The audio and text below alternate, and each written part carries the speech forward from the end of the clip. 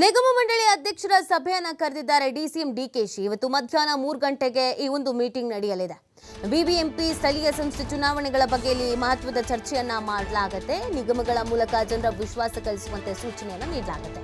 ಜನಸಾಮಾನ್ಯರ ಸಮಸ್ಯೆಯನ್ನ ಸರಿಪಡಿಸುವಂತೆ ಸೂಚನೆಯನ್ನ ಕೂಡ ನೀಡಲಾಗುತ್ತೆ. ಈ ಮೂಲಕ ಚುನಾವಣೆಗೆ ವಿಶ್ವಾಸ ಗಳಿಸುವಂತ ಪ್ರಯತ್ನವನ್ನ ಮಾಡಲಾಗ್ತಾ ಇದೆ. ಚುನಾವಣೆ ಬರ್ತಿರೋದ್ರಿಂದ ಒಂದು ತಯಾರಿಯನ್ನು ಮಾಡಿಕೊಳ್ಳಲೇಬೇಕು, ಸಿದ್ಧತೆಯನ್ನ ಮಾಡಿಕೊಳ್ಳಲೇಬೇಕು. ಆ ನಿಟ್ಟಿನಲ್ಲಿ ನಿಗಮ ಮಂಡಳಿ ಅಧ್ಯಕ್ಷರ ಸಭೆಯನ್ನ ಕರೆದಿದ್ದಾರೆ ಡಿಸಿಎಂ ಡಿಕೆಶಿ.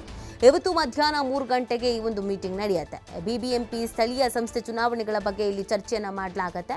ಜನರ ವಿಶ್ವಾಸವನ್ನ ಗಳಿಸಬೇಕು. ಎಲೆಕ್ಷನ್ ಬೇರೆ ಹತ್ರ ಬಂತು. ಏನೇ ಸಮಸ್ಯೆಗಳಿದ್ರು ಕೂಡ ನಾವು ಅದನ್ನ ಬಗೆಹರಿಸಬೇಕು. ಜನರ ಸಮಸ್ಯೆಗಳನ್ನ ಖುದ್ದಾಗಿ ನಾವು ಆಲಿಸಬೇಕು.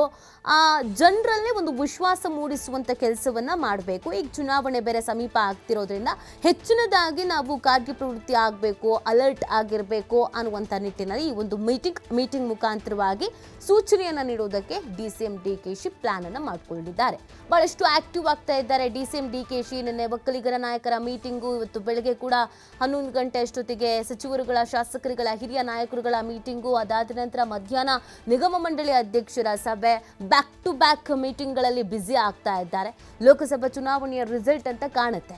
ಹೀಗೆ ಕೂತ್ರೆ ಆಗಲ್ಲ, ಆಕ್ಟಿವ್ ಆಗಬೇಕು, ಮತ್ತೆ ಎಲ್ಲರನ್ನ ಒಗ್ಗೂಡಿಸ್ಕೊಂಡು ಹೋಗಬೇಕು, ಎಲ್ರಿಗೂ ಒಂದು ಸಂದೇಶವನ್ನು ನೀಡಬೇಕು ಅನ್ನುವಂಥ ನಿಟ್ಟಿನಲ್ಲಿ ಈ ಮೀಟಿಂಗ್ಗಳನ್ನು ಆಯೋಜನೆ ಮಾಡ್ಕೊಳ್ತಾ ಇದ್ದಾರೆ.